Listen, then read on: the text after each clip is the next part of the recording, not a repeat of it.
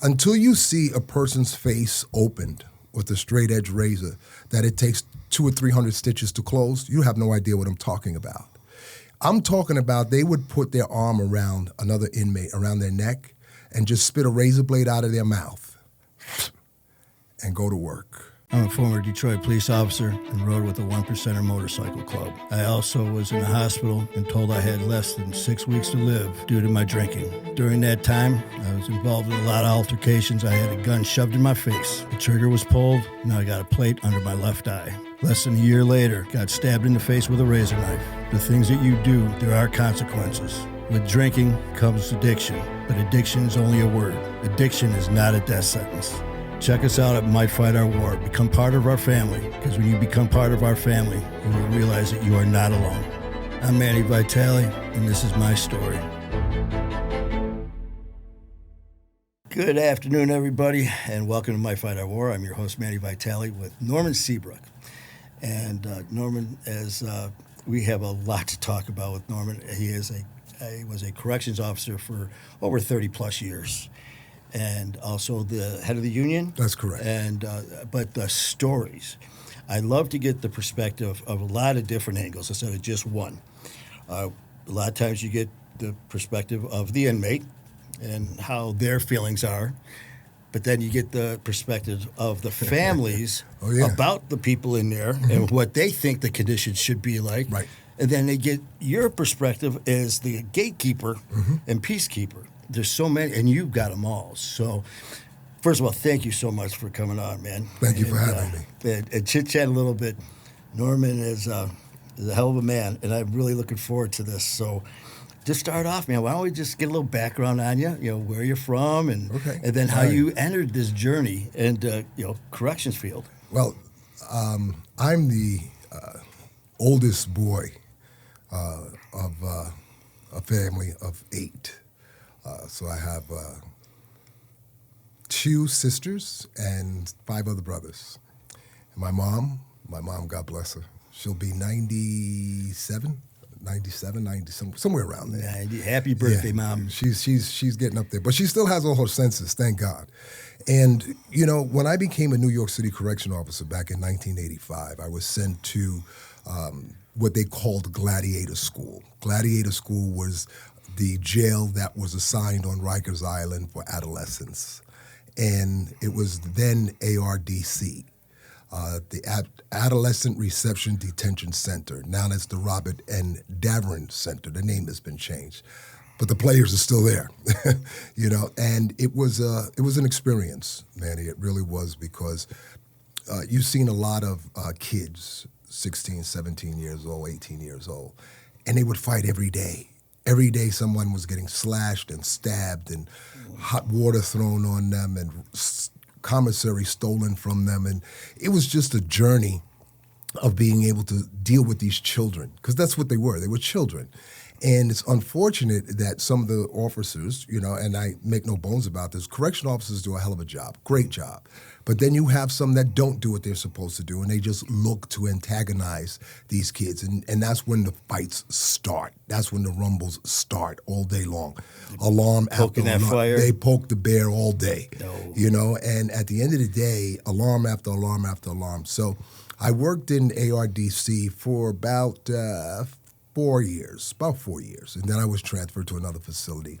And I worked my way up 10 years later to become the union boss for the men and women of the Correction Officers Benevolent Association. What a great honor. What a great honor. I've had opportunities of working with 2 presidents of the United States of America, 3 governors of the United States of New York State, several mayors, senators, assembly people. So I've worked very, very diligently to get the men and women what it is that they're supposed to have as far as their benefits are concerned. But one thing always made me a little bit curious, Manny, and that was the way inmates were treated. I always said, give them exactly what it is that they're supposed to have. If they're supposed to have 2 blankets, give it to them. If they're supposed to have pillows, give it to them. If they want an extra piece of chicken, give it to them. But what you find in the field of correction, or policing for that matter, someone puts on a shield, they think that they are God. They think that they have absolute control and power over you. And then what happens is you create an environment where the inmate strikes back. And when the inmate strikes back, you don't like it. Then you call 10 other guys to come help you out. And when these 10 guys come to help you out, now they got to sit down and write a report for something that you did that you should have never done. And it's unfortunate. And I told this story once of a young child. I want to say the kid was about 16, 17, female. And she was coming to visit an inmate at Rikers Island. And upon her visiting this inmate at Rikers Island, she was searched. Upon her being searched, they found weed on her. They wanted to arrest her. And I said, wait a minute, let me get this straight. This 16-year-old kid that was influenced by this guy behind bars to bring these drugs into the jail, you want to ruin her life because of him? You're not arresting her. And the chief came down, oh, I'm not, I said, Chief, and I'm not going to mention his name. Sure. I said, Chief, you're not going to arrest this kid. You want to call her mother, father, send her home, I'm good with that. But you're not putting this little girl in handcuffs and putting her in the precinct and ruining her life because some guy threatened her or influenced her, whatever the case may be. And we spend so much time, Manny, not remembering who we are. We try to become something that we're not. Some people, not everybody. And sometimes you have to take a step back and really take a look at the picture and say to yourself, what am I doing to myself? What am I doing to my family? What am I doing to the ones that love me? And that's where the bigger problem comes in at. Because if you become, like myself, former inmate, federal correction system, excuse me, I'm a grown man. But these kids that are in there, 30, 35, 40 years old, 25 years old, you take away their communication with their family. So you punish their whole family. Mm-hmm. You punish their wives, their husbands, their children, their mothers, their fathers. You punish them as you're punishing them, if that makes sense of what I'm saying. Definitely.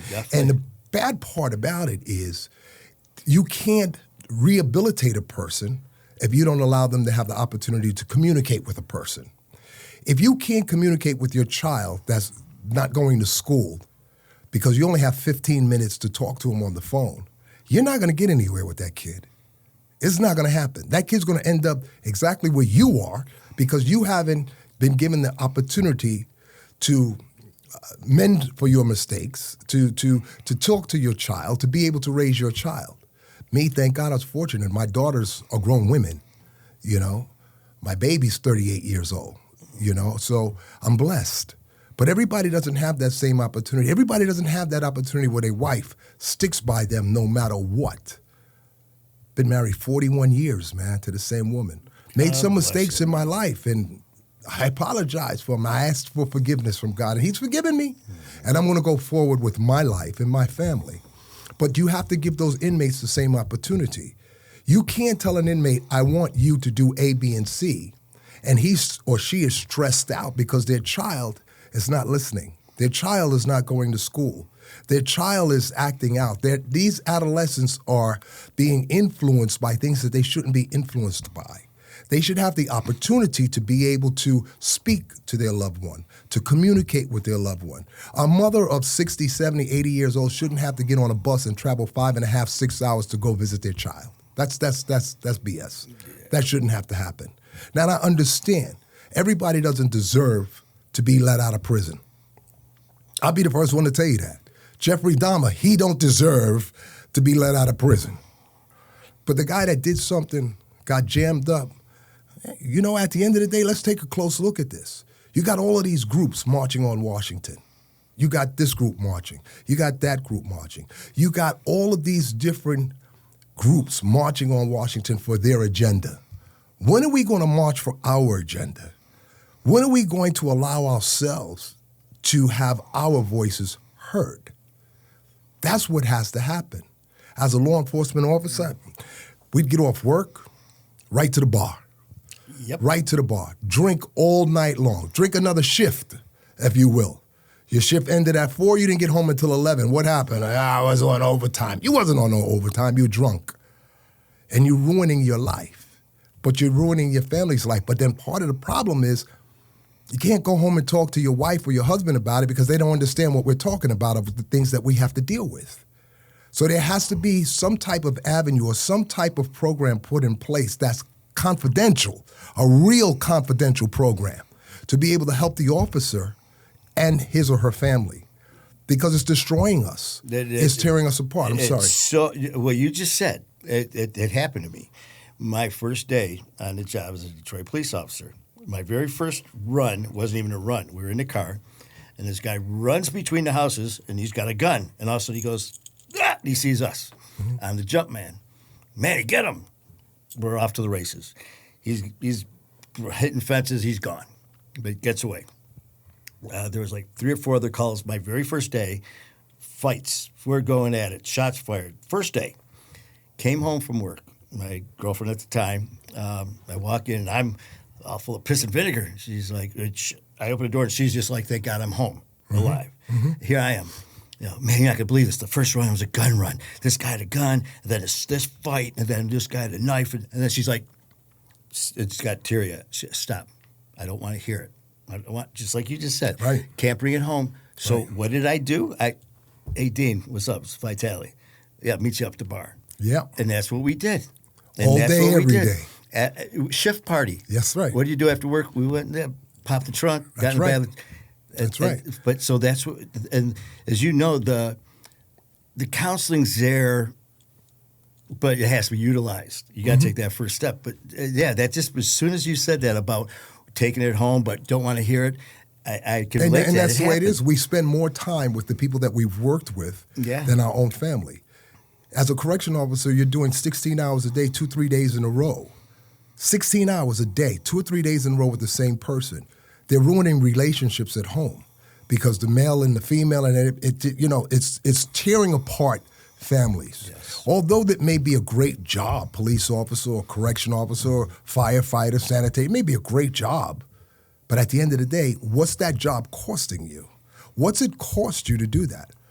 Manny, I remember getting up 2 or 3 o'clock in the morning to go see about an officer that shot himself in the head, killed himself. I've been to over 250 funerals of New York City correction officers since I was in my tenure from 1995. And that's a shame. And some of it, I don't know, I don't want to call it unnecessary, but it just didn't seem like. I mean, people are not even taking care of themselves. Drinking. Now you got high blood pressure. Now you got this. Now you got that. Now you got this. You got all these diseases going on, but you're killing someone else. It's not you. You're killing your whole family. You're killing your children, your grandchildren, your wife, your husband. And those are the things that have to change in what we're doing in our careers. Yes. You know, I think that it's important that we recognize who we are. I think that it's important that we recognize that there are many variables that go with this, whether police officer, correction officer, inmate. All of these things go together, but you can't forget the mother or father that has to travel 12 hours to go see their kid and then get told you're not going to see them today because the officer's acting like a real piece of work. That's not your responsibility, officer. Let that person see their loved one because that's the only familiar face that they have that's going to enlighten them and give them hope and strength. I mean, God is a great God. I'm sitting here because of him. I get that. But at the end of the day, it has to be someone else that keeps you going as well. Someone that you can physically touch, physically see. You could really get so much done in your life if you had the opportunity to communicate. You get these guys that get locked up, they get jammed up, 5 years, 6 years, 7 years, 10 years. They get out and they go to the corner. The same guys you left there 10 years ago are still there. What the hell does that tell you? Exactly. You're hanging out with the wrong crew, my man.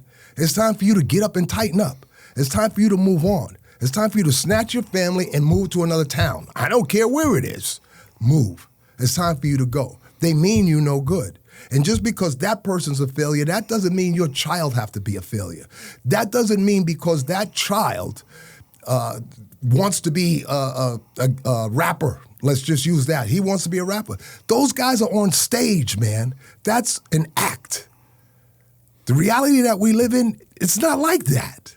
You have to be able to change the narrative in your life. You have to be able to uplift yourself. And in order for you to uplift yourself, you have to be able to take responsibility in your own head of who you are. You've got to change the narrative. I've been taught that your direction becomes your destination. And if you're directing yourself to go down this road, ultimately the destination is going to come to an end at that road somewhere. So figure out what road you want to be on and understand that you can do it if you allow yourself to think for yourself. All my brother and sister officers, every time you see them, not every time, but a lot of times you see them, they retirees. I get it. You want to go to a party. You don't have to go to a party and drink all day. Mm-hmm. You don't have to socialize like that. But since you are doing it, I got to do it. You got to be part of the family. You got to be part of the crowd. And the thing is, too, man, you hit on a few things, man, Norman, with one thing you said, just because you got a badge on. I remember seeing guys in the academy, and these were my brothers and my sisters in the academy. The day, I swear to God, there was a couple of them, when that shield went on and we graduated, you could see the click in their eyes. They thought that they were bulletproof and they thought they were above the law. So many of them right now are either off the job because of either disciplinary actions, jail, or whatever it may be. But just putting themselves above and then going to the bar, doing the same things that you're criticizing others are doing. But with what you see as far as the prisoners in there, not letting them see or talk to their child, and then expecting them to behave a certain way, appropriate, the way they're supposed to act as an inmate, after having this done to them all day, every day, 24/7, and then you let them out, and how did you rehabilitate them? What did you give them? And that's what you were kind of touching at is, what can we do to prevent that instead of taking stuff more away? Right. Like you brought up, I didn't even think about that, about the poor mother, 70 years old, takes a bus for 2 hours, whatever it may be, and walks up, I'm here to see my son. Yeah, denied. Yes. I mean, I didn't even think about that until you brought that up, about the prisoner, of course, is going to act out and want to kick that guy's ass. Mm-hmm. But now this poor mother who's 70 years old, is probably 90 because of her physical things that have happened, has to drive another 2 hours to an angry family. And you're right, how it destroys the whole family makeup. And it causes a real ripple effect, like I said. For example, the person gets on the phone and says, hey, Ma, I came up there and they told me no. Who told you no? Officer so-and-so. Now this inmate wants to kick Officer so-and-so in the butt. He wants to really rip his head off now because you disrespected me. You disrespected my mother. You're creating some of these environmental things that should not be, for that matter. That's bullshit. You don't need to do that. You need to be able to focus on how it is that you want to be able to decrease the amount of people that are incarcerated, not increase. You're increasing it by not letting them communicate with their child to keep their child out of jail. So you've already added to the problem. Yeah. You've added to the problem by putting a bad taste in the wife's mouth or the husband's mouth, because now they have to work 8 hours. Then they have to pick up the kids and feed them for 8 hours. Then you expect me to stop what I'm doing and come visit you 2.5 hours away. Then when I get there, you tell me no. Then I got to come back. Then I got to deal with the kids all over again. And you're telling me that works? That doesn't work. Or like you said, the phone call. How about you brought up another one that I just wanted to get back to, the child, the innocent child at home, who at whatever the privilege time is, at 7 o'clock, dad's going to call, or dad's going to be able to call at 7 o'clock. He's sitting there looking at that clock. 7 o'clock, that phone don't ring. 7:15, the phone don't ring. Now there's that child who felt like the mother lied to me, someone lied to me, everyone's lying to me now. Now that child's affected because of maybe someone in the system, an officer who decided to be an asshole. Absolutely. And they have them. There's no question now you about affected it. That little child. And you know what? It's so important that you said that, is because that's where the change has to come. The change has to come with communication with the family. You can't rehabilitate a family if you don't allow a family to communicate. You can't do it. It's impossible to do. Everybody's on a different page here. You got to put everybody on the same page of music. You got to get everybody the same opportunity. If you screw up, then you got to handle what comes your way. But at the end of the day, at least give them a shot, man. Yeah, if they're gonna I've seen these guys. Man, I don't mean to cut you. I'm sorry. Go. Manny, I've seen these guys. Some of these guys were crying at night in bed. Some of these guys would come to me and say, OG, can you pray for me? Because that's who I am. Mm-hmm. I knew God. I know God, and I will forever respect God. And at the end of the day, I prayed for them. Just like I pray, and I'm praying for you too, my brother. At the end of the day, we put on these badges and we think that who we are, that nothing could hurt us, nothing could stop us. But if you look at it, and this is for all the law enforcement officers out there, listen closely to what I'm saying. What you and your partner do will ultimately affect you and your family.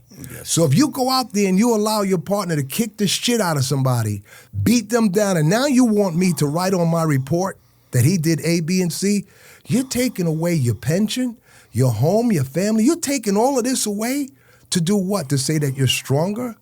Come on, man. You get some of these guys, Manny, you notice, they wouldn't light a match in a blackout if they didn't have a badge and a 9mm. They wouldn't bust a grape in a fruit factory. No, really. The thing is, though, that you're 100% right. You know, the thing is, we need to help and not hurt. And I know a lot of people are like, screw these. They're inmates. They give, and I get it. But there's more to it, just like there's more into everything. With the other stories, man, that I was, with all that you have seen, of course, there's the rehabilitation part that's so important. But as far as the extent of the violence that happens in the jails, I mean, I don't think the everyday person, I mean, someone got stabbed, someone got beat up, someone got shanked, someone got stabbed, someone got sliced. But there's so much more than that goes on. Do you have some stuff that sticks out in your mind as far as the intensity of the level absolutely. that they go through?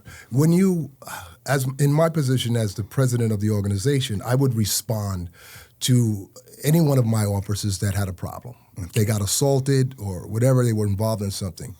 Until you see a person's face opened with a straight edge razor that it takes 200 or 300 stitches to close, you have no idea what I'm talking about. I'm talking about they would put their arm around another inmate, around their neck, and just spit a razor blade out of their mouth and go to work.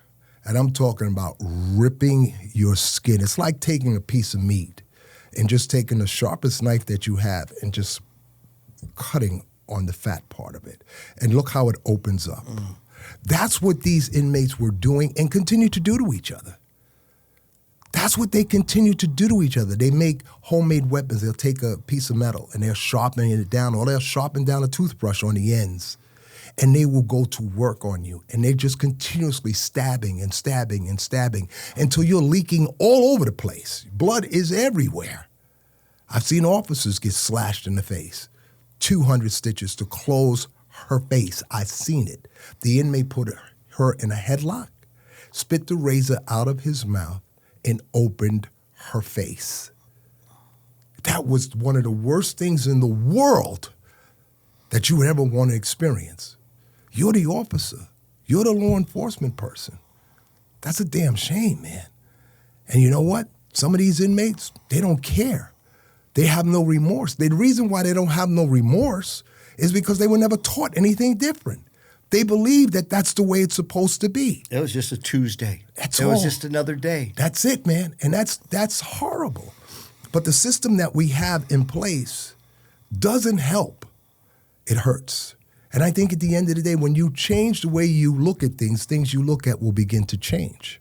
Some people don't believe that. I believe that. Oh, definitely, definitely. I mean, and with all the years that you were there, and from the kids to the different general population to all the different other levels of security, have you seen, like, as far as, I know a lot of crazy stories you hear about preferential treatment and celebrities and all that. Have you ever been put in a situation where you've had to deal with anything like that with anybody that you can talk about as far as any type of celebrities and what do you mean? I dealt with a lot of celebrities. Well, that while they were in and stuff sure. like that. I mean, because for me, every person, you just hear so-and-so is incarcerated or taken into custody, but they don't hear what it's like for them. They're thinking that they're sitting in Club Med drinking a margarita. No. So if you can enlighten us. No, I've dealt with Lil Wayne. I've dealt with DMX. I dealt with Shine. I've dealt with, he wasn't in then, but I dealt with Puff Puffy. I've dealt with Jason Williams. I've dealt with a lot of people, a lot of celebrities, but they didn't get anything extra. But they were, for the most part. So they were inmates, correct? They were inmates. So they were in protective custody for the most part. They were supervised for the most part. It depends on whether or not the person is a threat to themselves or others. They will be on a suicide watch. They will have a camera videotaping them every move that they make. Every time they're escorted, they'll be escorted by a supervisor along with an officer. So you have those things that go along with it. Please. Yeah. So you can see that. That just goes to protect the officers as well as far as the reputation, because you're going to always get, well, so-and-so got this instead of that. And like you said, you're still incarcerated. Just because your name happens to be this instead of that, now you are getting that visitor that drove 2.5. When I was an inmate, I was in charge of the kitchen. So so a lot of people. And Norm, can I? OG, a couple extra pieces of chicken. Absolutely, they were on my crew. You know why? Because I wasn't paying for it. I'm not going to throw it in the garbage. If you're hungry, I'm going to feed you, and that's what I did. Some people liked it, some people, but I treated everybody the same way. If I had a pan of eggs left, I'd stay in the mess hall. I got eggs left. Anybody want? Get online. It wasn't like, yo, give these eggs to this guy or give the no. It was just open. It's open. Everybody, you want to eat, you're going to eat, and you try to encourage, whether they were celebrities or not, they got the same treatment as everybody else. Listen, I didn't get no special treatment, And how did that all come about? Of me not getting special treatment? No, just being there in the first place. When you surround yourself with people that you trust, and you find out that they lied and they misrepresented their I guess I would say documents and everything else, you could end up in a serious jam. And it's the people that you surround yourself with that you think are with you, and then they turn on you and they lie on you and they're disingenuous. And that's unfortunate. But listen, that's in my past. And you know what makes me feel good is I'm going forward, man. I'm going forward in my life, and I'm going to do what I'm supposed to do for inmates. I'm going to do what I'm supposed to do for their family. I'm going to do what I'm supposed to do for law enforcement officers. But I want everybody to do what they're supposed to do, too. You can't have it one way. If I'm helping you, you got to help yourself. Exactly. If we're going to do it together, if we're going to march on Washington, hey, listen, you're going to be right there leading the flag, brother. I'm with you. Bring Detroit. I'll bring New York. And then we get somebody that's going to bring something else and something else and something else. And that's what's important, because people have to understand, no matter who you think we are, you don't know me. It's almost like, I think it was, I'm thinking of his name, football player, Primetime. Okay? Primetime says, Deion, that's right. Oh, you, I know that, I can't remember it. Yeah. I just heard it. Deion Sanders says, you didn't make me. That's right. Yeah. That's right. Because you can't kill me because you didn't build me. What makes you think I care what you think about me? I don't care. I don't care what you think about me. You said these few words, and? Yeah. It's like, yeah, exactly. Let's move on. You want to hold me to what you think I used to be. No. You don't know me. You don't know what you have in store. So let's move forward and do what it is that we're supposed to do. That's so true, man. I remember hearing him say that. It wasn't too long ago where I heard that, and it just, I wasn't even in the same room, but I heard it, and I was like, right on point. I mean, you can't put it any more simple and straight to the point. No, you can't. You can't. But you have to live righteously at the same time. Exactly. You can't talk about it and not be about it. Oh, and as we both know. Absolutely. I mean, you've seen it, especially when you are in that position of authority. Yes. And, with these kids, and like you said, some of them, when you say kids and then you say 30 years old, people are like, that ain't no kid. But the mentality at that time, yes, they are. Yes, they are. Because they weren't blessed to be in the upbringing that we had with the love and support and everything else. So their definition of right and wrong to them is this. To everyone else, it's like, what the hell? But like you said about the person who opened that woman's face. Yes. There was no remorse because there was none that was in their life to begin with. No love. And no love. Like, Norman, a few of the things you hit on, man, with the families being affected, the kids being affected, because of the actions of guys wearing badges, women's wearing badges, who are deciding, judge and jury inside. It's just an incredible situation where we have to, like you said, certain people dumb, or you ain't, and people like that. You stay where you belong. Not everyone, changes got to be made, but there's got to be something done inside to rehabilitate instead of taking, like you said, and then say, "Oh, you're free." Open the door, and now be normal in this normal society. Yeah, you throw them out and say, "Okay, you're on your own now." Don't get in trouble. Now you've ruined everything. You've ruined the family because now the wife or the husband or the kids don't want to be bothered with you because you haven't talked to them in years. You haven't communicated with them in years. And now you want them to try to redevelop this relationship that you helped destroy. And you expect something good to come out of that? Wait a minute. The smartest people in the world will tell you that's stupid. You can't do that. You can't take a dog and beat him every single day and expect him to lick you when you come in the house. It's just not going to happen. Sooner or later, the dog's going to bite you. It's time to stop that and say, whoa, whoa, whoa, whoa. Listen, I think it's just like police, corrections, whatever. Everybody deserves a job, but a job is not for everybody. That is so true. Because Superman and Batman and Wonder Woman and Catwoman, it's because of the badge. That is so true. You're going to search this inmate every day, shake him down every day, do all these things to him, disrespect him every day, and you expect him not to retaliate? You've got to be kidding me. That's not the way it's supposed to be. Yep. If the person's doing something wrong, give them an infraction. If a person's doing something wrong, do what it is it's supposed to do according to the rules and regulations. But when you go over and above, now you want this person, this officer here to lie for you at the same time. And then just so that we could go to the locker room and go, yo, you my man, thanks for sticking up for me. I got you. Come on, man. No. And the thing is, too, like, you going in there, and there's one thing, like you said, doing your job. But then to antagonize someone, to push their buttons purposely, knowing if they cross this line, now we can pounce. Yep. They're not crossing that line. They're not even coming close to that line. But you're pissed off at that person. You got an attitude against them. So you're egging so you move the line. You move the line. Yeah. And now this person, you can only move that line so much. Right. And a lot of people, they think it's just the prisoners always acting out. But there's two sides to every story, and you've seen it firsthand. I've seen both sides of it, my That's man. what I mean. So no better person to talk to than both sides. You've seen it. Yes. I've seen where we have had, I was the security officer in one of the maximum security facilities on Rikers Island. And I remember distinctly, man, how the alarm would go off, and you'd go down to the housing area to whatever disturbance was going on. And then you had officers, like I said, that wouldn't light a match in a blackout.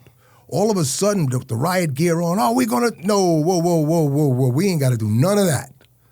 You tell them, get up, put your hands behind your back, let's go.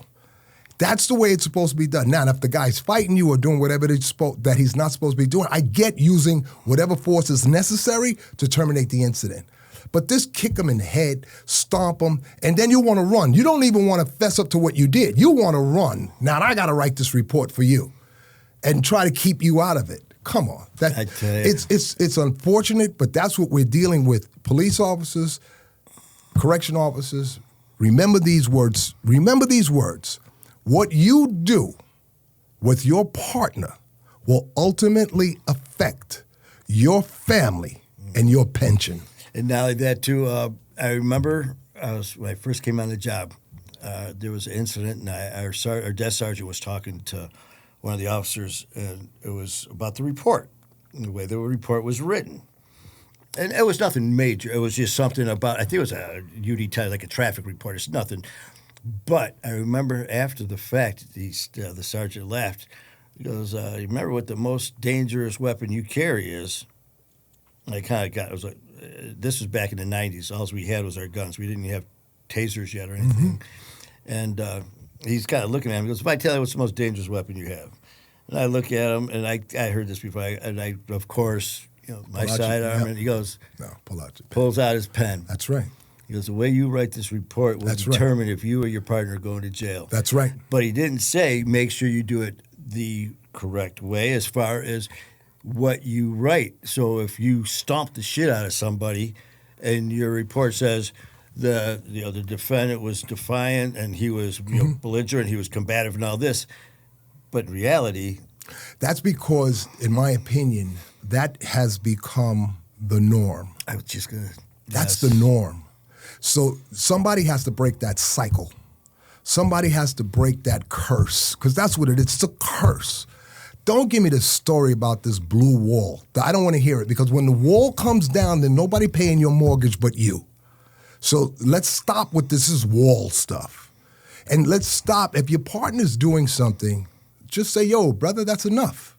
Argue about it in the locker room if you want to, but look them in the face and say, I just saved your pension. I just saved your job. I just saved your... I just saved your job. As the head of the union, I mean, because I know we had instances, if there was excessive force, if there was all these things in charge, of course, you go right to the union, man. You get their backing. And sometimes whoever's head of the union was voted in by their boys and their peers and all that stuff. So it's like, we'd always hear, if something comes up, you talk to this person, not that person. They were both in the union, but of course there was the one official, the one head man. And but the ultimate decision became to the union. It's to back their officers. But were you ever put in a situation where you were asked to compromise your morality and stuff? I didn't compromise at all. At the end of the day, and that's why some managers were upset at me. I'm not compromising. The officer has a right to representation. I'm going to give them that representation, whether you like it or you don't. I don't care whether you think they did it or they didn't do it. My job is to make sure that they have representation, and I'm going to continue to give that. I'm not passing judgment on them. I'm not giving them my personal opinion. I'm giving them my professional response to their situation that they're in. And whoever don't like it, that's not my problem. That's your problem. At the end of the day, each and every person deserves to have fair and equal representation. Now, don't get me wrong. Some of the representation, the lawyer ain't that bright. I mean, been there, done that. You know? But at the end of the day, you still have the right to have representation. And that's what it is too. And that's the one thing I remember when I came on the job. They were, during the psych test, asking all these questions.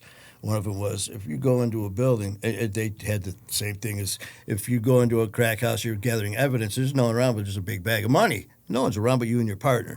Your partner takes it. What are you going to do? And I remember one of the guys in the class said, well, it actually gave the answer that he thought that he said. He goes, it's no one's looking at the guy, because they did this scenario. Well, he's in a hard way right now, the officer, and it's drug money anyways. It's going to help. It's going to go for a good cause instead of going back on the street. And he made a comment, well, you know what? In certain circumstances, it's okay to look the other way. And it was like, man, tell you what, I'll never forget that, because my uncles were Detroit police. And I remember talking to them a lot of different things about that, the blue line, the blue wall, and all that. They're like, yeah, until it comes crashing down on you. That's right. And they said, because it will. And, when it does, you'll see who is, true to you and who's not.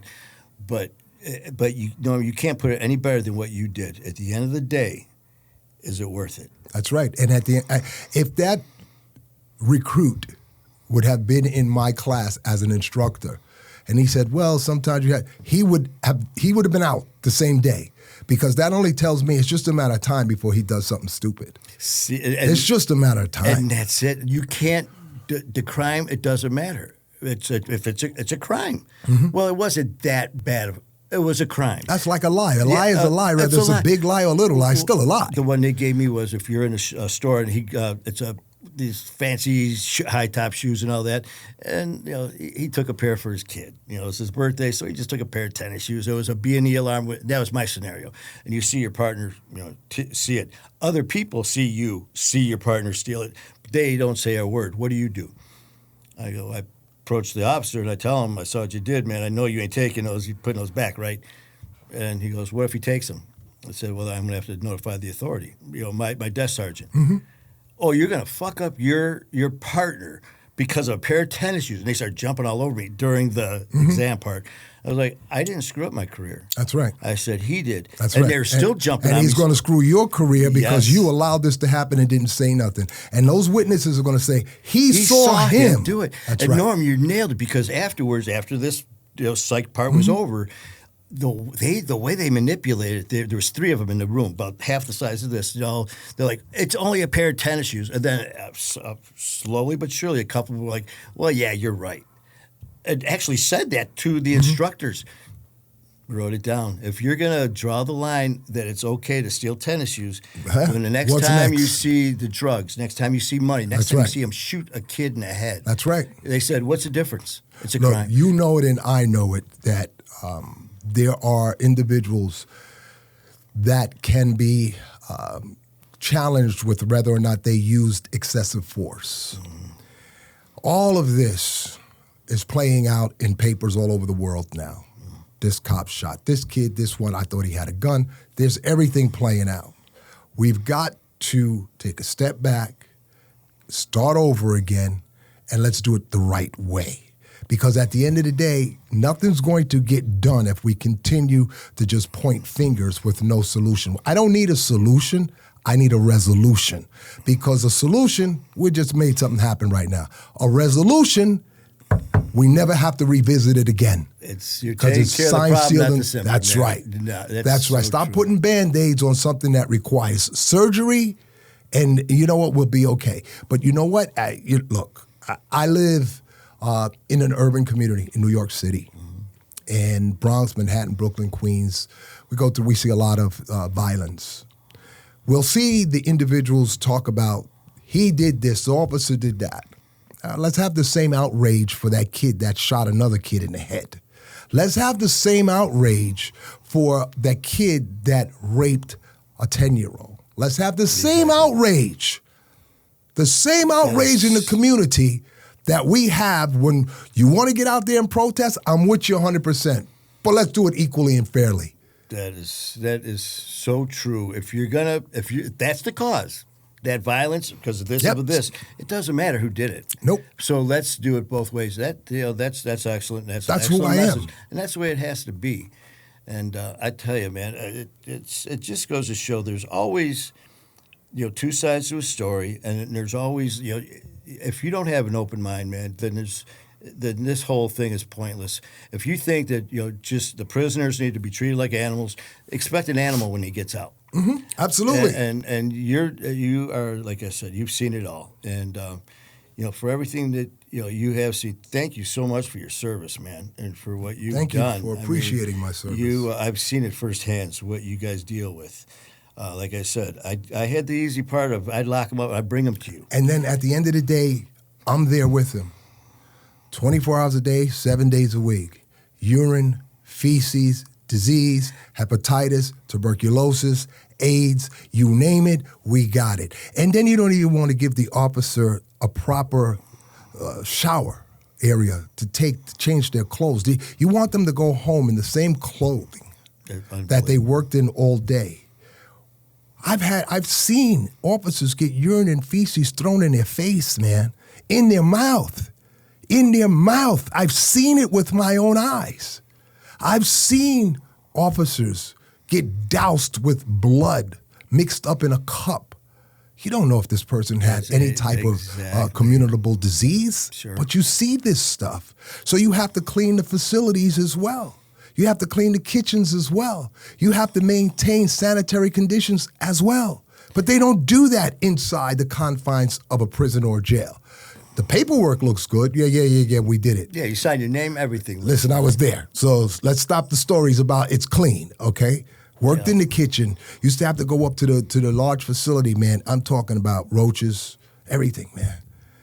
And if it falls in your food, they're not throwing out a whole thing of beans or whatever because a roach or something fell on it. They're scooping it out, and you're going to eat it. And if you don't eat it, so be it. Don't eat. And it's crazy. It's crazy, but we have to do something. We have to take our agenda and give these elected officials our agenda. Now, exactly. I'm not talking about just giving them an agenda, just a rah, rah, rah. I'm talking about real, solid resolutions to the problems that they face. That's how you're able to separate those that want to do what they're supposed to do and those that don't want to. Yeah. You got these individuals that are in gangs and this gang and that gang, and they're killing each other. They're destroying their own communities, man, burning them down, shooting and killing each other. I tell you what, why don't you join the military You could go over there and you could kill as many enemies as you want. So you have to give the judges, even the authority, put him in the military. He don't want to do what he's supposed to do on the corner. He wants to carry a MAC-10. Give him a MAC-10, put him in a uniform, send him over there, give him a paycheck so that he can send that money home to his family, to his children, to his grandchildren, because he's going to be able to live and get 3 meals a day in a hot cot. So at the end of the day, come on. Exactly. What are we doing here? Are we really want to rehabilitate, or do we just want to continue to destroy? That is so true. And the best thing about this whole situation, the best thing about having this platform is being able to hear that and not being tucked away where people don't understand it, because it's behind those walls. It's behind that razor wire, and it's out of sight and it's out of mind.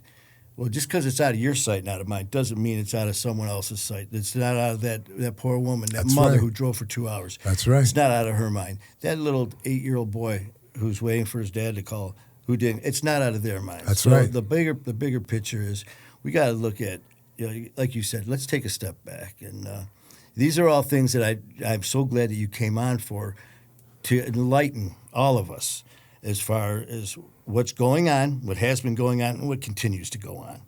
So, Norman. But that's why what you're doing is so great, brother. What you're doing is you've already accepted the fact of, this happened to me. Now it's time for me to help others so that they don't make the same mistakes that I made. And I salute you for that, brother. I salute you for it, because at the end of the day, I give the credit to and say thank you, man. Because it takes officers like yourself to step up and tell other officers, that ain't worth it, brother. It ain't worth it, man. It ain't worth it, man. And for you and your family to stay strong and go through what it is, I pray that God continues to bless you and continues to watch over you. He restored you once, so he's already shown you what he can do.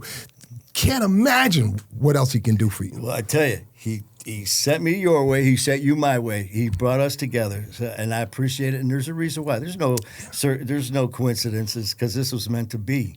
And as far as what people that want to follow you, people that want to see you and hear more of your story, how are you on social media? Is there yes, a way I'm to on get all. I'm on please all let, of. let yeah. everyone know. I'm how to on get all the of social media platforms. The name of my platform is Get Up and Tighten Up.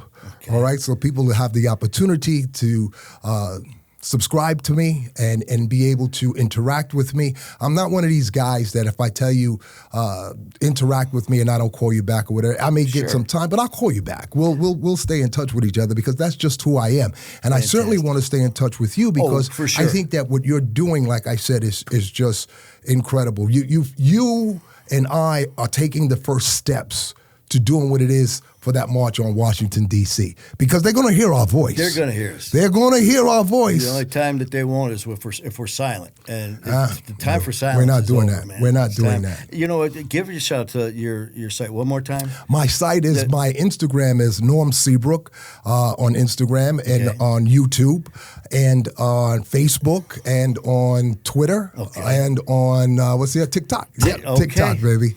And we're doing what it is that we have to do. But again, man, you could reach out to me. You could, follow me. You could subscribe to me and, give me your input, because I'm going to need you to march with us in Washington too, because you're affected by this. You are ultimately affected by whatever happens in those jails or in prisons or wherever it may be, because it's your family that counts here. So if you care for your family like you say you do, then you'll get out there with Matt and I, and we'll do what it is that we have to do. And those that want to participate, reach out to the brother and tell Matt, listen, I want to participate, and you know what? Let's get started with this. Sounds great. Well, there you heard it, man. Norman Seabrook, you just follow him, listen to him. I tell you what, I respect you, and I'm so grateful that you were here, man. And I look forward to a long relationship here, man. I love you, brother. And thank you so much. Love you. Back right at you. you. Thank you, guys, and don't forget about us. So you can check us out at My Fight Our War, of course, on social media, as well as Manny Vitale, My Fight Our War on YouTube. So until then, love you guys. Keep fighting a good fight.